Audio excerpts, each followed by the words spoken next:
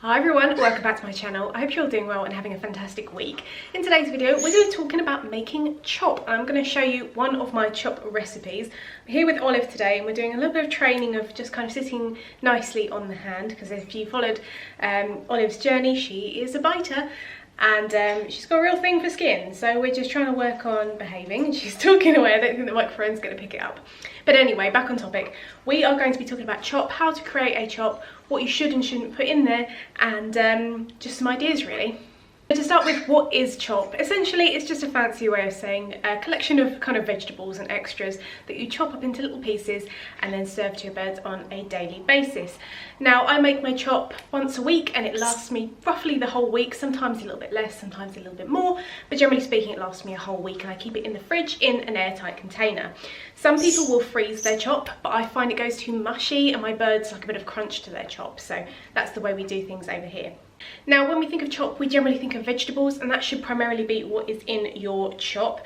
Generally speaking, you should have, at the absolute bare minimum in any kind of chop, 3 green vegetables, one of which should be a leafy green type vegetable, 3 other coloured vegetables, and at least one of them should be red or orange, and then an extra, so that could be a herb, a flower, a spice, something like that, just to kind of round it all up. But it doesn't have to just be those ingredients, you can add more, and I'm going to show you that later on in my chop recipe. But that's generally speaking the absolute bare minimum that you should have in a chop. Now, some people will add sprouted seeds to their chop. They've already sprouted and they'll mix them all in. I personally don't do that because I feel that the chop goes a bit kind of gross and it goes off quicker if I add in anything like that. So I keep the chop just to the vegetables and the extras, such as flowers, spices and herbs, and I find that it just lasts a lot better like that, and I add the sprouts in separately as they grow them. Now, it is important to include these sprouts as part of your bird's daily diet, because generally speaking your bird's diet should be made up of vegetables and sprouted seeds, grains and legumes, and that's what my birds are pretty much eating all the time. In the evening they'll get kind of a dry mix, and that might be a special blended kind of seed mix, like a healthy one, or some Topsail Harrison's pellets and some spices and all kinds of goodies, but generally speaking they mostly eat their fresh foods, which is really good and healthy for them. But it's also important to remember that you can't just go and grab a load of random vegetables, chop them all up and off you go. There does need to be a bit of thought going into your chop, because you want to make sure that you're getting the balance of nutrition. You're not kind of just focusing on one kind of vitamin and then missing out some important ones, for example vitamin A and calcium, which a lot of birds are deficient in under human care. So you need to bear that in mind when you are creating your chop.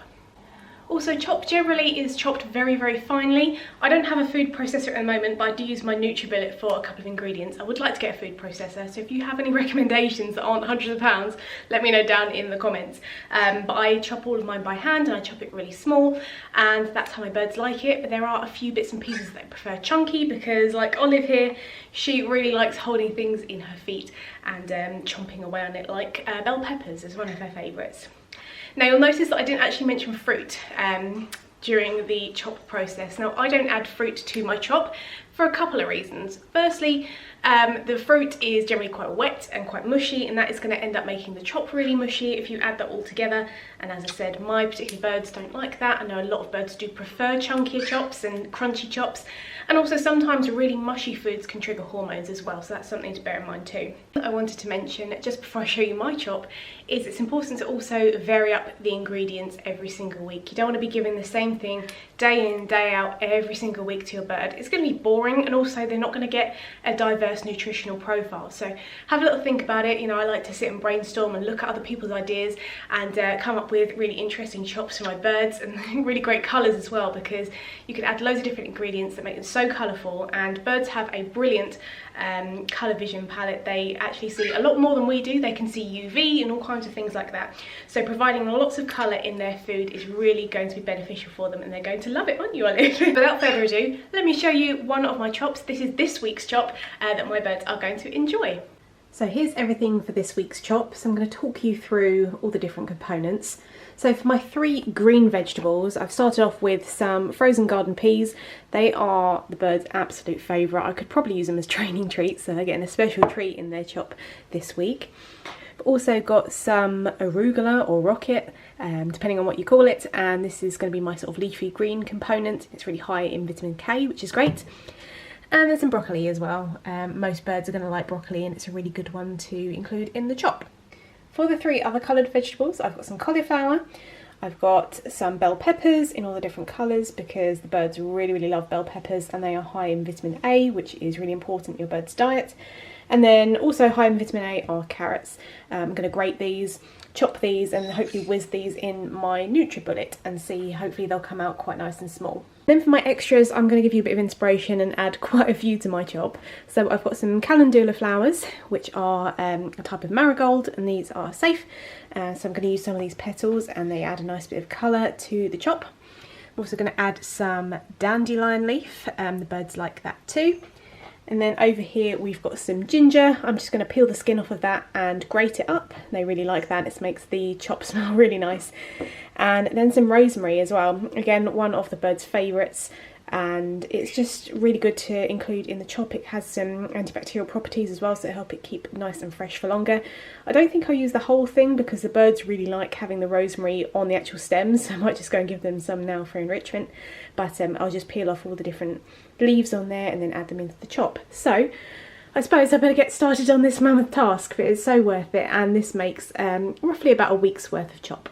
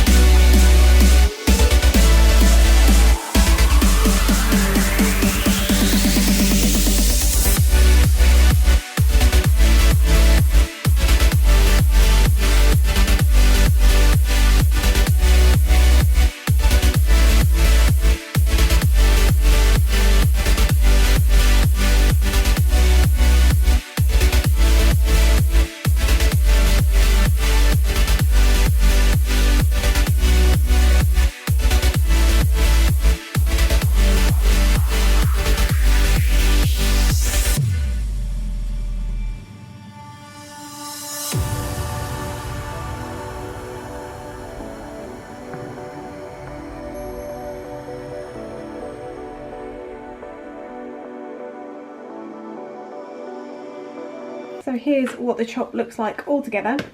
So the only chunky bits really in here are the peas, which I said the birds love, and of course the bell peppers, which they also love, and they really like to hold them in their hands. So I like to give this a really good mix just to make sure everything is combined, and then I'm going to pop this in my airtight container for the week. So thank you so much for watching. I really hope you've enjoyed this video and you found it useful. If you have any chop recipes of your own that you'd like to share with us, please leave them down in the comments, as I'd love to hear from you and get some inspiration from you as well. But from Olive and I, who's done so well and hasn't bitten me once, thank you so much for watching. Take care and see you later.